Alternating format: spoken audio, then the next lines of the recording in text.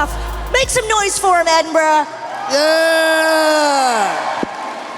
Well, as you guys know, we are going to be very respectful of the strikes going on right now. So we're not going to mention anything specific in terms of title or in terms of roles. But after I fangirl and ask a few questions myself, we have a microphone right there. So get those questions ready. But do me a favor and make them random, make them fun, and not mentioning of anything specific. Is that cool? All right. Thank you. Yes. Well, first of all, guys, how are you enjoying Comic-Con Scotland so far? Oh, fabulous. This is my second time to Edinburgh, and I was here many years ago doing the International Fringe Festival, which was really amazing. And so yeah, it's nice to come back. I was walking around yesterday, and the best thing about Edinburgh is that I think the whole thing about Edinburgh is that it never changes. So all of these years later, I walked past the same stores, the same, everything was exactly the same. And it was like going back in a dream. Like, it was really, really amazing. And it was sunny yesterday. What the hell? It was incredible. Yeah, what happened to that? I know. Yeah, I've been here for the past 5 days driving through the country, and I went out west. I went over to Islay and been driving through the Highlands a bit. And I have to say that genuinely, the Scottish people are some of the nicest people I've ever met before. They're just absolutely lovely. Yes, you can give yourselves a round of applause for that. You deserve it. You're lovely. And they know how to party. I was looking at your Instagram, by the way, and I saw you were there at a bar. You had some, how am I saying it right? Iron brew? Is that right? Do you get to sort of taste... Iron brew. That's way better, way better. Do you get to sort of taste some of the delicacies when you guys are traveling? Do you get to see everything? Do you want to soak up the culture, or do you have the time? Well, yesterday was kind of my big day to do most of this sightseeing, and I was tempted to try haggis, but then I chickened out because I was like, I don't know. But there's always tonight. Maybe I'll give it a whirl. We'll see. Yeah, I've been eating my haggis. All the salmon. I didn't know you guys ate so much salmon. It's like salmon with every meal. My God. Pies. Love some pies. Scottish breakfast, the full deal. Yeah, it's been lovely. Pies and whiskey. Well, obviously, you guys are our first panel, and as I said, two of my personal favorites here. But we have some really, really cool people at this Comic-Con, right? I just met Andy Serkis and almost died. Like, there are some amazing people. But on the roster for this particular con, are there people that you were looking forward to either seeing again or that you wanted to meet? I just ran into Crystal Reed, who, as you may know, was on Teen Wolf. But she was also on Gotham for a season, and it was just, I haven't seen her since we finished filming her season, and it was just so wonderful to reconnect with her. And yeah, and then like you said, the best thing is seeing actors that I've run into over the years at Comic-Con, and it's just, yeah, it sort of becomes like a family. It's really amazing. How about you? Andy Serkis is obviously an absolute legend. Working in performance capture, he's kind of the person who set the bar for what that could even be. He's an absolute legend, and he's also really pushed it forward in a big way. And as a performer, I've really benefited from the gains that he's made developing the technology and helping do that. So, I wouldn't really be able to do the stuff on Star Wars that I did without having his influence. So, I'm forever in his debts. And beyond that, there's so many talented performers that are here. And a good friend of mine, Hunter Doohan, who was on Wednesday, I've known him for, 8 years, something like that, a longtime friend. So it's very funny always to see your friends a world away and in a country far away from where you live. Oh my gosh, it's so fun for all of us as fans to just envision, like backstage, people from Teen Wolf are talking to people from Vampire Diaries. It's just a whole like multiverse craziness. But you mentioned gaming, and I did tell Cameron backstage that the first time I interviewed him, I was staring at his face and he looked so familiar, and I went, oh my God, my husband's been playing this game over and over, which you are amazing in. But are you guys gamers? And if so, what are you playing? Absolutely. I grew up playing games. Let's see, what am I playing right now? The last thing I played was Stray. which was the cat game, which was lovely. Yeah, I don't know. Maybe people will recommend me some games to play because I need to find what my next one is. Oh, and I played God of War Ragnarok. That's probably the last one besides Stray. Are you a gamer, Robin? I finally got a Switch, so I'm not a gamer. Like, it took me all these years to finally get a Nintendo Switch. And so, of course, I'm deep in Zelda now, and it's absolutely incredible. The best game I've ever played. It really is amazing. Yeah. I'm back in the N64 days. Like, I'm so old. Yeah, actually, so if you guys have any recommendations for them on games, they are going to be in the autograph area, so make sure after the panel you come say hello. Who would like to ask a question? Because I'm at a fangirl all night long, but here we go. There's the microphone right there. Just come on up. But again, nothing specific if you don't mind. We're just going to be respectful of the strikes. And here we go. How are you? Hi, it's lovely to meet you. I just wanted to ask Cameron especially. Come a little closer. Thank you. Just wanted to ask Cameron especially. Nice to see you both. But how is it playing for over a decade of all that is mental health related? How do you get into that mindset? How do I get in the mindset of dealing with like mental health? Yeah. I mean, it's obviously a sensitive topic and one that requires research and foresight. The best thing that you can do, honestly, is just to talk to people who are dealing with whatever it is that you are trying to portray, and to try to have as honest discussions as you can. So I did a lot of research, did a lot of reading, read autobiographies of people who suffered from bipolar and schizophrenic episodes, watched a lot of documentaries, and also talked to some people too. People that I knew personally that had lived with the diagnosis, as well as some people that I was introduced to. And you know, the more that you can just try to keep an even keel and truly understand it, and not try to, you know, just have some sort of surface perception of it, but just listen is the best thing that you can do. That gave me more than enough. So yeah. Very good advice. Great question. Thank you so much. Thank you. Thank you. Great advice. Hello there. Sorry, that's a little tall for you, buddy. This is for both of you. Who is your favorite person to work with on any TV show? Favorite person to work with? Robin Lord Taylor, probably. You know. Your turn, Robin. Cameron Monaghan. Oh, thank you. Yes, honestly true. I mean, working with you was just an amazing thing. I really felt like what you want as an actor is you want someone to approach the material with the same energy that you have, and you also want to be inspired by the people that you work with. And I can say in all honesty that I was so inspired by Cameron's work, and so it just made my work better. So thank you. I mean, You don't have to say it. no, I want to. Okay. No pressure. I inspire myself to. Yeah, No, I'm just kidding. no, I'm just kidding. you No, should. no. When I watched the pilot of Gotham, you were so captivating and interesting, and that, you know, there was only the first few episodes of the show available when I was coming in for the first season, and you really set the tone. You and Corey were the ones that kind of set the tone for what the villains were going to look like on that show, and it was your performance specifically that like made me want to be a part of it and do it. So if you hadn't done that, I wouldn't have, you know, who knows? Maybe it would have been a completely different thing, or maybe I wouldn't have done it. I'm not sure. Thanks, man. Can we get a collective? Oh, we love to see that. You're both brilliant. We have a question right here, someone you might recognize. I hope so. It's actually a question for Cameron. Fair enough, I'm Cameron as well. But you played twins in Gotham, and I was just wondering how you worked, like acting like as one and then filming as the other.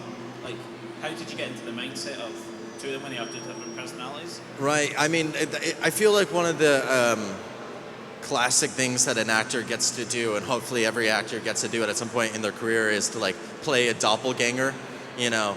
And that's always an interesting exercise in like foresight, because you have to really understand the dynamics that you're putting out across the scene. where are you going to be physically operating, where are you emotionally operating, and trying to, you know, keep that energy consistent across it so that it feels like you're having a conversation is really important. I was lucky enough to have a really wonderful double. He would be playing across from me, and we were working together to try to understand like what the physical body language and stuff would be if we were shooting him from behind. We did a lot of like facial replacement on him. And then sometimes we would be doing things where we would be layering me over myself and split screen and that kind of stuff too. So it was a bunch of, you know, one of the cool things about like filmmaking is you do a lot of magic tricks, and there's a sort of sleight of hand. And we had a very capable team on Gotham who were always, you know, able to do those magic tricks. But yeah, I mean, that was an interesting challenge, and you know, I actually would like to be able to play like some sort of doppelganger or something again at one point in my life, maybe many, many years down the line, you know. Very cool. Yeah, thanks. You guys are brilliant. Thanks. Thank you, Cameron. Thank you so much. Great questions so far. Hello, Hellfire Club. Hi guys, I'm Jack. Can I just say thank you to both of you for Gotham. You've made the show. You've one of my two favourite. And Cameron, can I ask one favour? Could you do the laugh?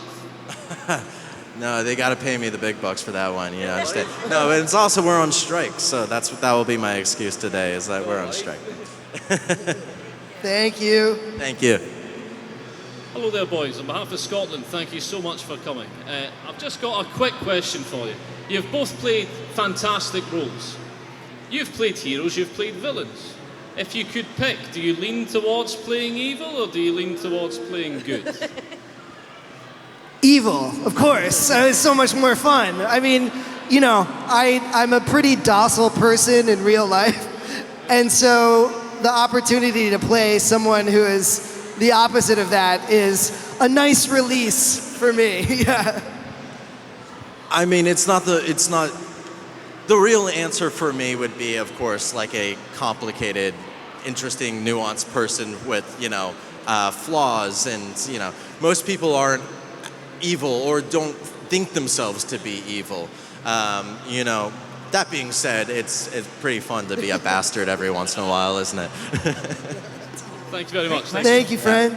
Quick question from me. Do you think they're misunderstood, your characters? Well, I think that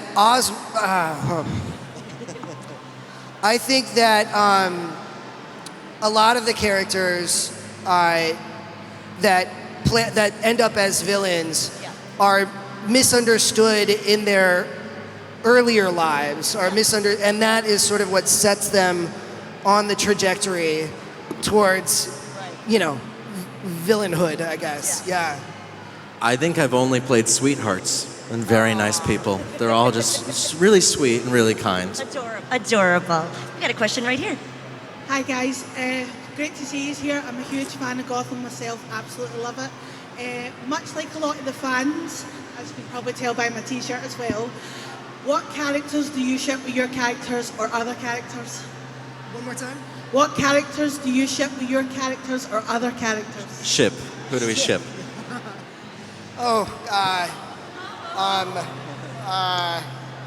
I ship, this is so hard to answer because of the labor disputes that are going on right now. Let's It can be see. off the record. Off the record. Nothing's off the record these days. Well, if we're talking comic books, I think that Batman and the Joker have a beautiful love affair. And I think it's really romantic, even if Bruce doesn't realize it. Bromantic. Yeah. Bromantic, yeah. Yes. I'll just with him. I'm sorry, I can't. He Just so I can concurs. start sweating, and I don't want that. Thank you. Okay, thank you very much. Come to the table, and I'll have a better answer for you. There we go. Hello. Yeah. Hi guys. Hi. Thank you for coming. I admire you both so much. You're amazing. You got me through some of my worst years. And this is a question I have for Cameron.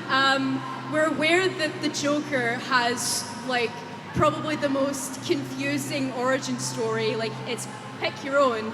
What do you think the Joker's origin story is out of the many choices that we have? Well, I think in all media, and it really does come from the comic books. It's specifically from The Killing Joke. The idea is the Joker's always a reflection of Batman, and he needs to be an antagonist for the story that he's within, whatever that story is, whatever the context is. So it's always going to be flexible depending on what it is that you're trying to convey.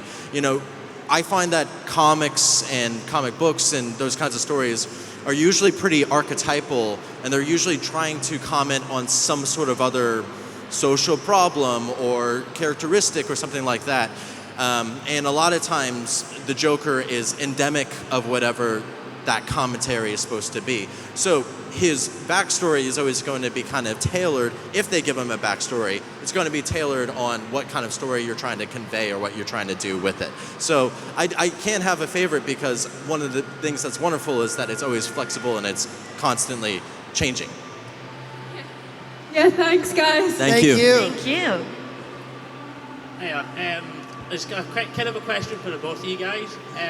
When you were growing up, were you quite into comics, and then did that kind of put you into wanting to be sort of like to play a villain kind of thing? Were you quite geeky when you were growing up?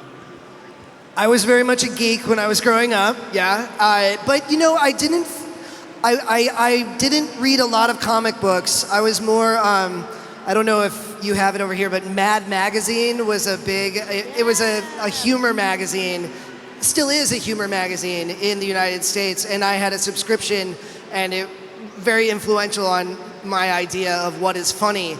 But I will say that when I saw, I'm old enough to have seen the first Batman Tim Burton movie in the movie theater when I was young, and it blew my mind. It was really my introduction to Batman, and ever since then, just the idea of being part of that world was a dream, and then eventually the dream came true. So for me, it was really Tim Burton's vision that brought me into this world. So yeah, and Mad Magazine, of course. Check it out if you haven't seen it.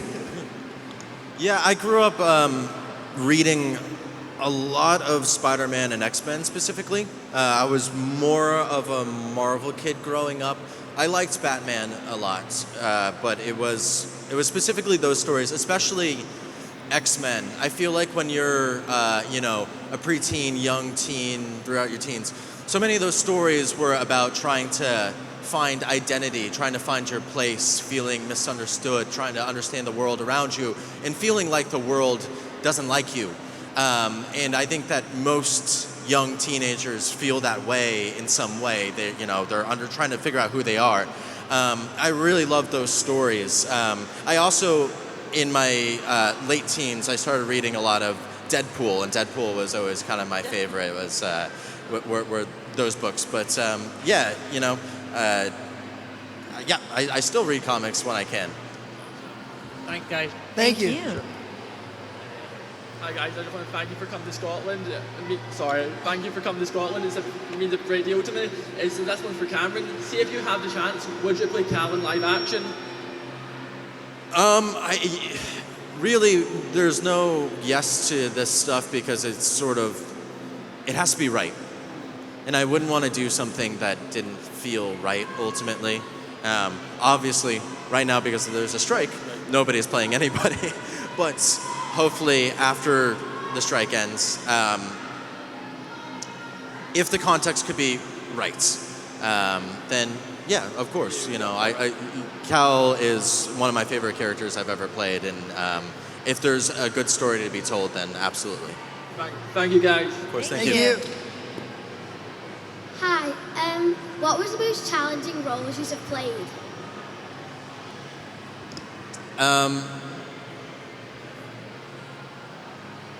I always like to say it's the role that I haven't played yet. That's a good answer. So, and that's always my favorite as well, is the role that I haven't played yet. I don't know. I think that there's a lot of roles that I want to play at one point in my life. I'm a big Shakespeare fan, and in my advanced age one day, I would like to do King Lear, for example, would be amazing. There are those kinds of roles. There's the death of a salesman, and the Willy Lomans and all of that. So maybe one of those roles. Go read Death of a Salesman. You're gonna have to do it for school eventually. It's a really good play. You'll like it a lot, I promise. Thank you. Thank you. She's gonna be like, oh, that's boring. That's so boring. Hi guys. Hello. I was just wondering, on the TV show Gotham, other than yourselves, who plays the best villain? If that's too specific, guys, maybe just favorite villains from anything that you watched growing up, or who's some of your favorite bad guys? Favorite bad guys. I think Corey Michael Smith is an amazing actor. I do too. I just think his work is so brilliant. Did you see Transatlantic? So good at Transatlantic, Oh yes. my God, love it. I'm in agreement. He's a wonderful actor. You're right. I'm a big fan of the show. I'm just wondering, would you ever play these characters again if the role came up in like a film or something? Batman film in the future? Yes. I can't yeah. Again, like Cameron said earlier, if it was right, if it was the right script, if it honored the character and made sense, and also a big part of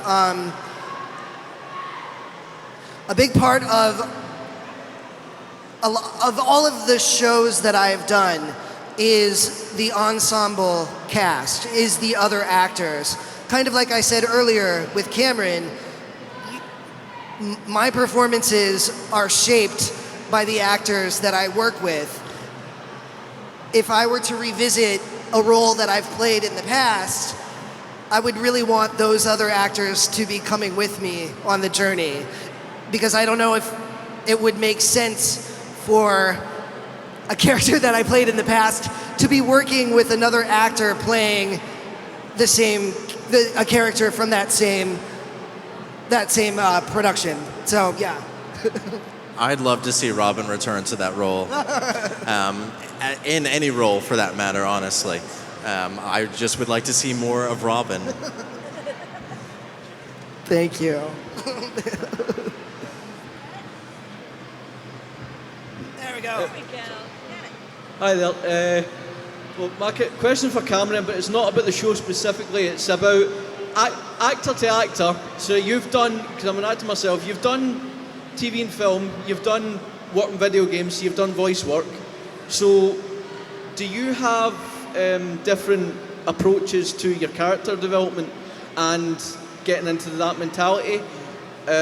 Or do you kind of use any sort of practitioner methods, or do you just have your own sort of idea in your head? For a very long time, I didn't have any sort of real process. I grew up on sets. I started very young.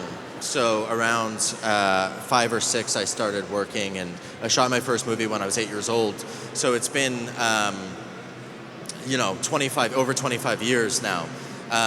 And for most of my life, the process was very kind of self-developed and kind of consistently changed. Over the last couple years, I've been working with a woman who was the protege of Stella Adler, and I've been learning specifically more of the Adler method, but I don't specifically ascribe to that method. I've been studying a lot in London and at RADA, and they don't necessarily ascribe to one method either, and I don't think that any actor should, because it's a bit limiting ultimately. I do think that using the method is a wonderful way to kind of get into it, but I also think that it's a bit misunderstood as to what it even is, and most people hear that and it's just like, oh, you're just being a asshole, and that's not what it is. It's more about just trying to understand the backstory of a character, or try to bring yourself into it. I think that the more time that you can devote to research, the better, and the more that you can humanize somebody and just try to understand what you would do in their shoes, the better off you'll be for it. So I don't know if that really answers the question, but It does, yeah, but there's a difference between putting yourself in their shoes and it. Like, for example, you were talking about Adler, but you've also got Lee Strasberg, Sure. emotional recoil, yeah. Which is a very dangerous way to go. It can be. I mean, I think that you have to just, at a certain point, there is a separation of yourself, but you hope that that separation within the moment when you are on stage or in front of a camera does kind of blend and meld. And you hope that you have support of people that are there for you that can, take you through however draining that might be for you as a performer. I'll just chime in and also say, like, it, especially when like you were saying with Strasberg, and like bringing like your own past into the role can be very dangerous. A good way to remember, or to protect yourself from doing that, is to remember that you're on stage, you're in front of a camera. It's not really about you, it's about you. So it's about a performance. So keeping in mind that you're doing this for the benefit of someone else. I mean, obviously for the benefit of yourself, but never ever lose sight of the fact that it's for an audience. It's for people it's for other people. It's not for you. So that kind of helps you like keep that, in a safe space, for me at least. Great question. Thank you so much. We're getting free acting lessons here. That's pretty cool, Comic-Con Scotland. We have time just for a couple more questions. Come on up. I have a question for both. So first, Robin. Yeah. Did you make Penguin your own? Because that was a very unique portrayal and I really enjoyed it. Thank you so much. I will say, as with any role that we play, it automatically becomes our own because there's something inside of us that the creators of the work see, and it corresponds to what their image is. So just inherently who I am and who Cameron is, that is integral to the roles that we play. So it will always automatically be ours. Now, I will say, there are certain aspects of characters that I've played that, are not necessarily, part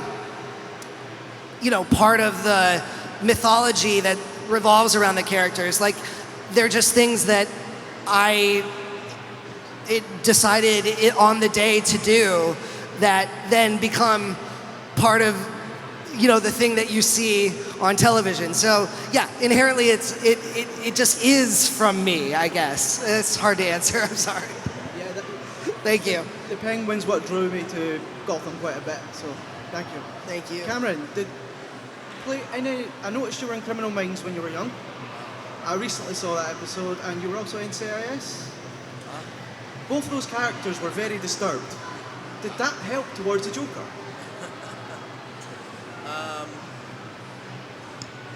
I don't know, maybe I'm just a disturbed person. I'm not sure. Love the answer. Thank you very much, guys. Thank you, friend. Just saying, great questions, everybody. If you didn't get your question, and come back and see us. But just final question for me again. By the way, how brilliant are these two? Can we just give a round of applause? Because you guys are so great with your answers and giving advice. We really appreciate that very much. But what do you guys, work aside, what are you personally looking forward to after you leave Edinburgh? What are your plans?